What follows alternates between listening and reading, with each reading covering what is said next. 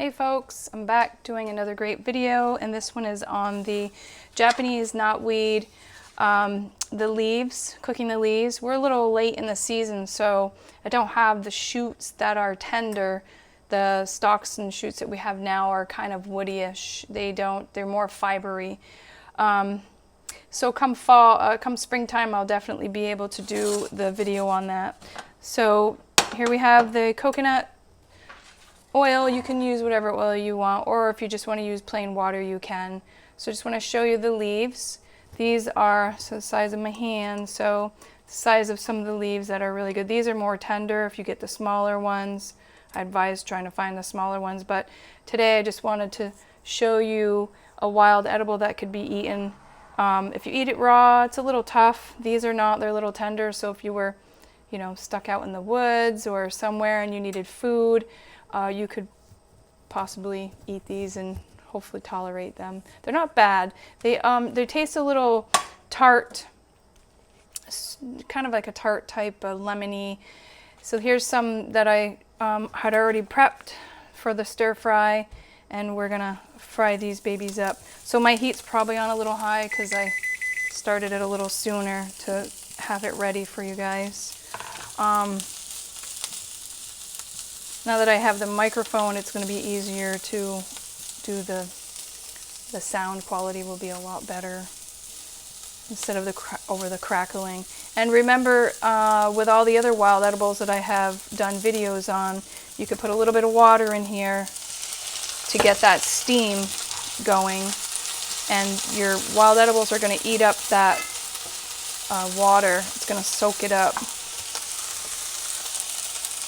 Plus you don't want to burn anything, so using a little water helps get things going. Don't have your stove on high because obviously water and oil don't mix.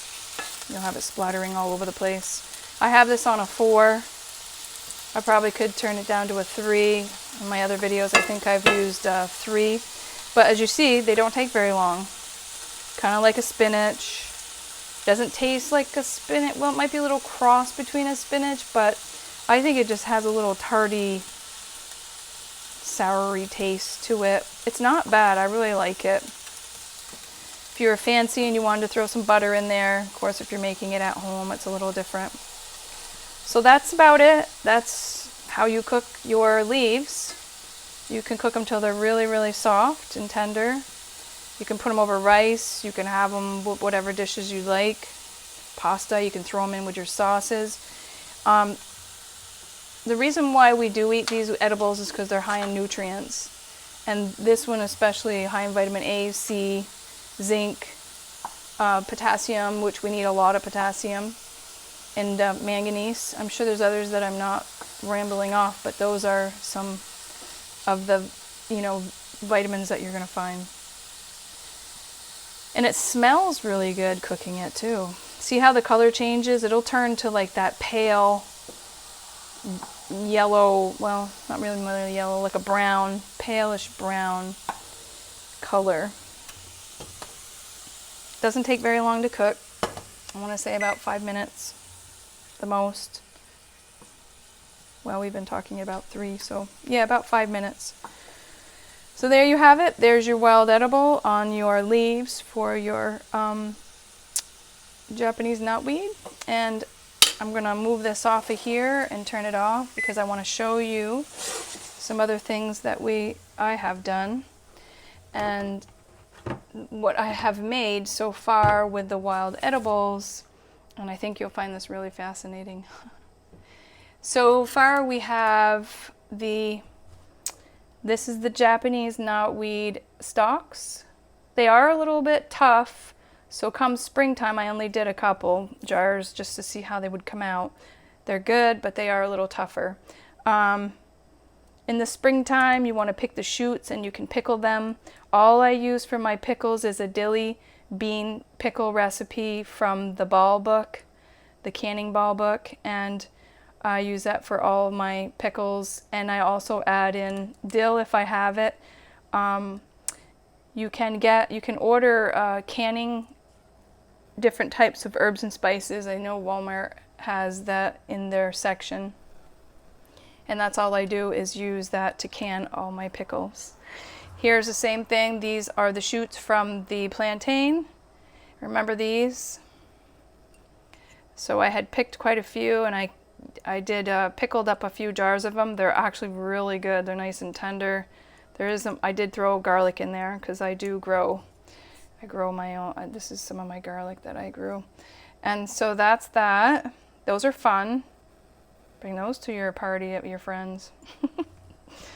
So I did a couple jars of those, but you want to save them. You know, go around and pick the tender ones, not the large ones, because they'll be woody and tough. And then here's the syrup. I made quite a few jars of the syrup from the Japanese knotweed. And also, this is kind of my favorite. This, it might look funky and it's green, but then again, you're dealing with herbs and you're dealing with plants. So I'm going to cut this and I'm going to show you. So the crust is made out of dates and nuts that I put in my food processor and get it to like a mealy type of mixture. And then all I do is press it in these little pans that I have. So this is the Japanese knotweed mix, and I'm going to give you the recipe for it. It's very simple. And I made this with these shoots that were a little older. But I did have to take a strainer, a really fine strainer, and push it through to get the fibers out. So it was a little more work, but you could do it. So remember to pick everything in the springtime and go from there and start doing your wild edibles. So all this is a gluten-free crust. It's very good. I actually used my vanilla extract that I made in it also for flavor. So the recipes are very simple, and I'm going to tell you what they are really quick. So the pickles, again, like I said, you use a dilly bean recipe. You can add whatever you want for herbs and spices. I usually have dill growing, so I throw a bunch of dill in there. If you want to make it a sweet pickle, just use a pickled beet recipe, which means you're using the sugar. Use cane sugar. It's way better if you have to use sugar. The knotweed pie is 1 to 1.5 cups of sugar and water, enough water to cover the shoots, and at least 5 cups of knotweed shoots or more, depending on the size of your pie. I would just pick a whole bunch of them in the springtime, and you can freeze them. Just think of it as you're doing a rhubarb pie. It's in the same type of, you just pretend you're making a pie. That's a rhubarb pie. So you can peel them if they're large pieces so that you don't have the stalks if they're too woody. If you feel they're too woody, then just peel them. They're too fibery, You can use, and after you cook them down,